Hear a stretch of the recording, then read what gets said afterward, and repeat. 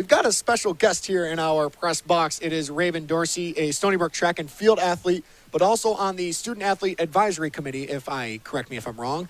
Tonight is You Can Play night for the entire campus and for the women's lacrosse game. Just kind of what is kind of the basis behind this whole kind of partnership, I guess, between the America East and the You Can Play project? So the You Can Play project is all about promoting respect of all athletes, and particularly without regard to sexual orientation. That's the gist of it, and that's the idea that we're trying to promote tonight. And then you're part of the Student Athlete Advisory Committee. How much do they have a part in kind of putting this whole night together? Is it kind of a joint effort, or is it all on the advisory committee? How much do you guys kind of put all of this together? So the America East gives us this project, and as a student, as the SAC, as we call it, we take it upon ourselves to decide what we want to do with it. So this year, we've had 3 games so far. We've had, actually this was our 4th. So we've had a volleyball game, men's and women's basketball, and now women's lacrosse. And this will be our final one of the semester. For this game, we're having our pledge available for people to sign, as well as a You Can Play video that's available for people to watch during the game. So the goal of this particular game is to not only get the name of You Can Play out and hand out ribbons, but to also help people to understand exactly what You Can Play is. Uvoli holding it here. Raven Dorsey's here. We're going to be talking with her throughout the final about 12 minutes of this first half as the Seawolves are kind of rolling here. I mean, I don't think any of us really expected that this was going to happen in behind Taylor Ranful holding on to it. The other 2 games were more competitive than this one, right? Better starts? Yes. I mean, it's amazing to be able to watch this women's lacrosse game. They're absolutely amazing. They're starting to get really hot at the right time as Ranful's in behind here, and they're going to flip it back out to Mitchell. And the Seals are going to slow it down a little bit here as Van Dyke has it on the far side. Dorian to the middle. Van Dyke still working. She gets knocked down, and it will be a free position shot for Dorian Van Dyke. So you say that you guys do is it normally 4 games a year, or kind of just pick and choose what you want to kind of pick the night of the sport, I guess? The America East helps us to give us an idea of how many games we should do a year. So this year we attempted to pick the warmest game of the season. However, we did not succeed. So yes, we do at least 3 to 4 a year. In front, Courtney Murphy makes it her 5th of the first half. Her career high is 8 goals. Her season high is 6. She's on pace to obliterate both of those, as it is 12-1. As you can see here, Van Dyke's going to put the ball back into play on the free position. And when you have Courtney Murphy that wide open in front, Raven knows too. You pass her the ball if she's that close. Another one for Murphy, her 46th of the season. Here as the Seawolves get set. So you're on track and field. You're on how much of your time is kind of spent, I guess, spreading not only the advisory committee but the entire You Can Play project across the Stony Brook campus, not just to athletes but to the entire Stony Brook campus as a whole. So my personal project on the SAC is You Can Play. So I've been working with a small group of people throughout the entire year. I would say it's something that we've been putting a good amount of time in, and especially as we've gone on with each game, we've decided to kind of tweak a little bit more and more. So this game, we're really trying to focus on, putting out the idea of what is You Can Play and figuring out how we can apply it to our locker rooms. And that's something we're still working on. Hopefully we'll even expand upon next year. So how much different would this game be than, say, like a basketball game when you have the stadium, you have more to work with in a way? Basketball, we definitely had the pleasure of being inside, first and foremost. Well, you're inside right now. We're in a nice, cozy press box. You know what? We are. We are currently outside right now. The rest of the You Can Play team is outside. We have some beautiful rainbow-colored balloons out there. Those things are flying right now. Oh my goodness. Out of control. And we have people, I can see people signing the pledge. Our goal is to completely cover it. with fans, other student athletes, faculty, anyone who comes to the game is welcome to sign the pledge and also read it. The important thing is that we have our spectators read the pledge before we sign it. They just showed it on the Laval Stadium video board, and they're about to show what will probably be a second UMBC goal in the front. Peyton Van Kirk, her 7th of the season. Sam Nolan with the assist. As you take a look here, UMBC, their 2 goals have been in transition. That is where they've been able to expose this Seawolves team. And a good pass in front there as Van Kirk made herself available. And we're already under 8 minutes to go in the first half. That's how quickly the running clock does to a game like this. But I was reading, the goal of the You Can Play project is kind of create a certain culture around not only the athletes but the campus as a whole. What kind of culture are you guys kind of going for when you say something like that? So the You Can Play message particularly speaks to inclusion of LGBTQ athletes.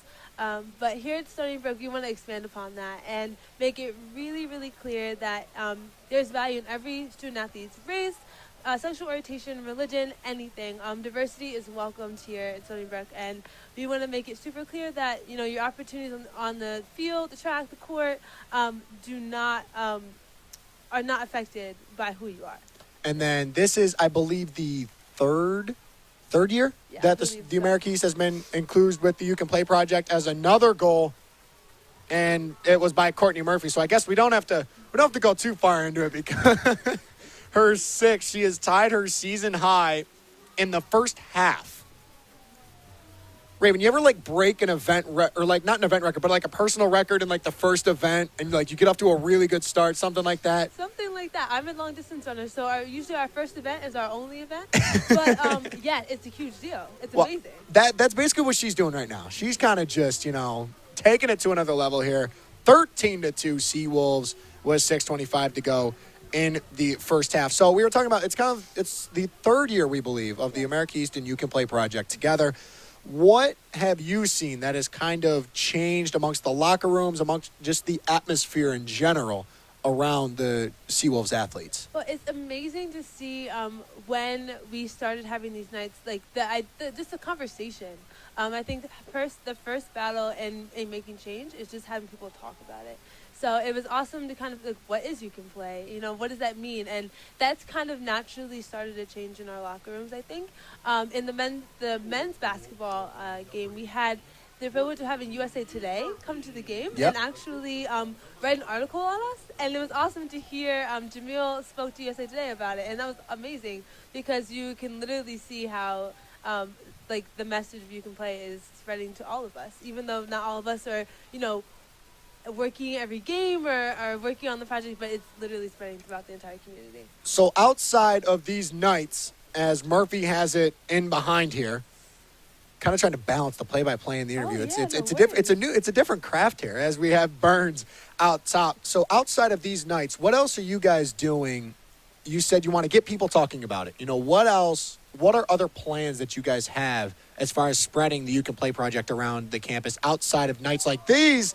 As Kristen Yavoli is able to score. That's her 2nd of the night, and Stony Brook is adding to it. It is 14-2 Seawolves. We're under 5 to go in the first half. You want to take a look at this one? You want to try to do this one? How do I do this? All right, well, you basically just tell us what you're going to show the replay. Shannon's going to show the replay here. All right, what do we got here? What do we got? Okay. All right.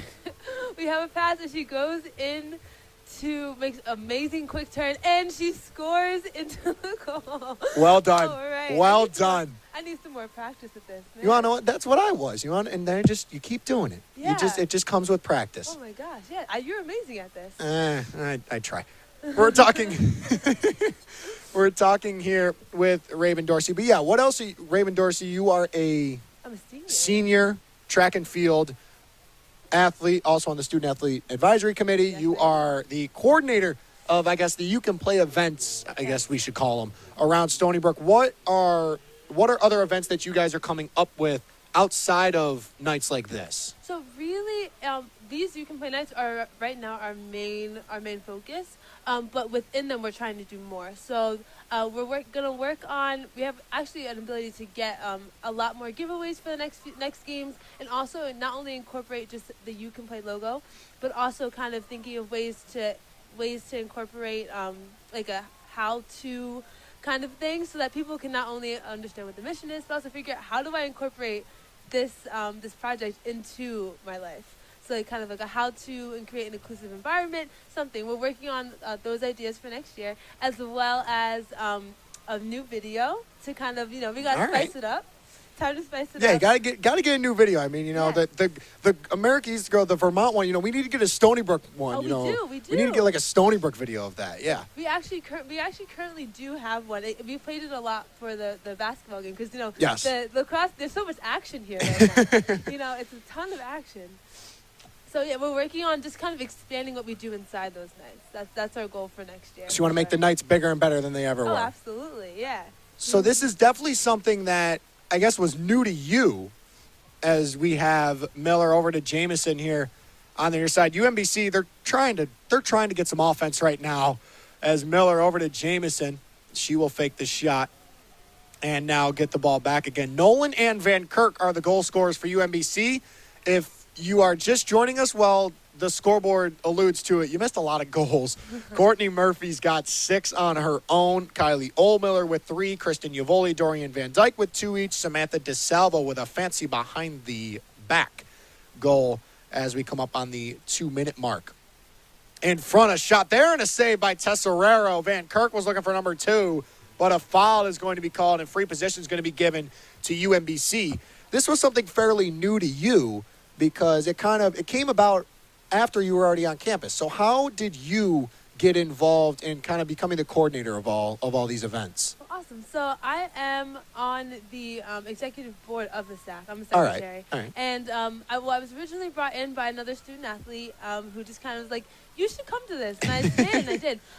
And outside of track, I'm a women and gender studies major. All right. So this is something that I'm totally into and involved in, writing about, thinking about outside of athletics. And so when I heard about the You Can Play, the first time I heard about it, I was at conference championships in it was in Binghamton, my sophomore year.